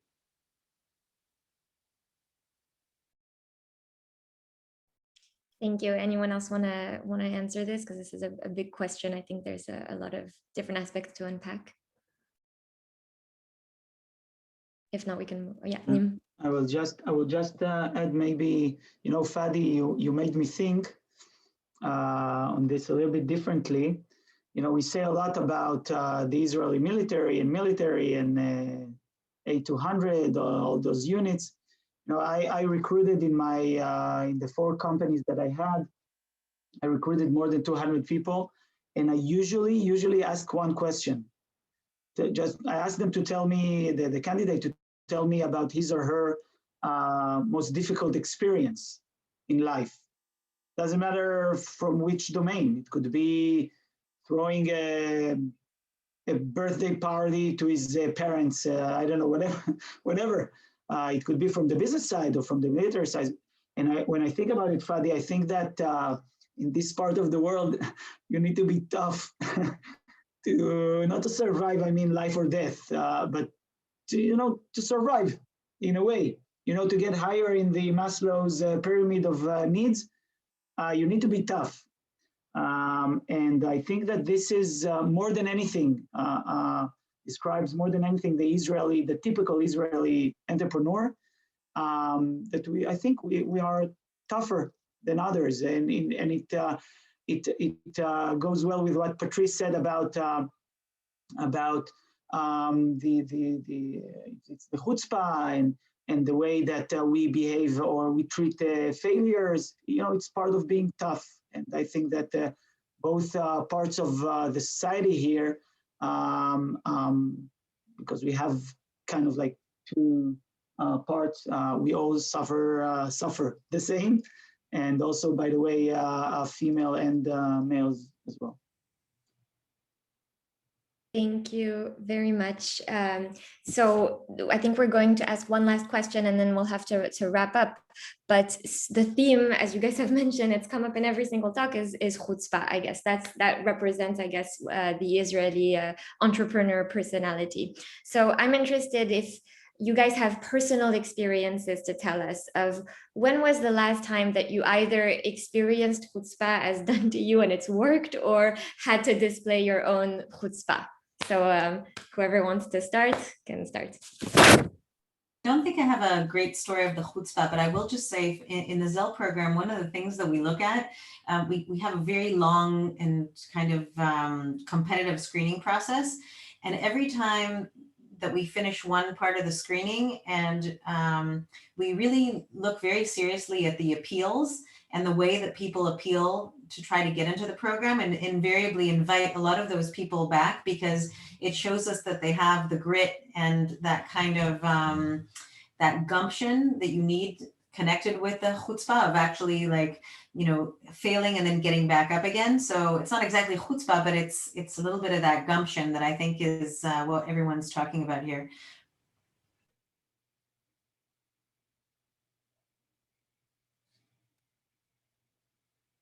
Thank you. Anyone else? Nim, I'm sure you have many examples. Yeah, only from today I have 300. I think that when you are maybe the average or the typical Israeli with the chutzpah, I think that the good thing about it is that in the end of the day, it's kind of like, it's maybe it's a weird way to put it, but it's kind of like a way of communication. Okay, so for example, now I'm sitting in the same panel with 3 of my investors, besides Fadi, maybe soon. But besides Fadi, Liat, Cynthia, and Patrice are my investors, or part of my investors, Kader. And my heartbeat is not going faster or my pace. I see eye to eye, and I see it not because I feel as high or as low as they are, but because in the end of the day, it's a way of communication, to feel good with talking with people who gave you their money, who invested in you, who bet and gambled with you, together with you. I think, again, this is what makes me, not to feel too embarrassed now or too ashamed to say what I think.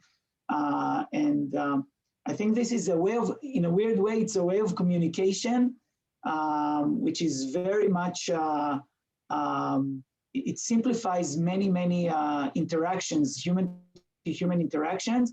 Now, if you are yourself, if you think of yourself very high, so one like Nim, you're one of your startup, your entrepreneurs you invested in, you don't understand why does he talk like this, like you are in the same level, but we are all in the same level in the end of the day. You students, us, a little bit more grown-ups, we are in the same level. So this is the way I see it. Thank you. And Patrice, maybe you wanna close this because you have, I think, the profile that is most similar to the students in the room. So what is your personal experience with chutzpah? I'm not sure I'm going to close this with chutzpah, because I think you started with that, and it's something for sure you already got it and you understood it. I think what I would like to close this with what you should learn as a French student from the Israeli mentality and what the Israeli maybe could learn from the French. So as a French, I think you understood, just don't be afraid of anything. Just go for your ideas, believe in yourself, and the people will follow you. And if you don't find people ready to do that in France, and I'm sure today you can, but if you don't find them in France, come to try it in Israel or go to the US. Don't consider that your world is Paris or France or Europe. Your world is the world. And that's another particularity of the Israeli people, because the country is so small. When we dream global. We don't dream Middle East. It doesn't make any sense. So, and what the Israeli could learn, I think, from the French is, and from others, is maybe the skills to plan better, growth and scale. I think that when you are doing a significant portion of your education in the army, you learn to manage war. And war is not planification most of the time. You plan something, but within the first minute, all your plan goes to the garbage and you need to improvise. So Israelis are absolutely amazing in improvisation. That's why they succeed so well in the early stage of the startup, because you plan something, but you need to adapt. But then when you scale up, you need to plan, you need to organize, you need to process. And I think this is where Israeli can get and learn from French, which are very good at that. And then if you are a French guy and you want to experience Israel, come here, we are waiting for you. We need your skills, we need you. So if you That's didn't, a perfect Patrick is really recruiting, so all of our students can go in Israel when it will be open again. It was super interesting because it's a vision that we are not used to have here in France, and it's really thinking out of the box. So thank you for all of your insights. It's really, really different.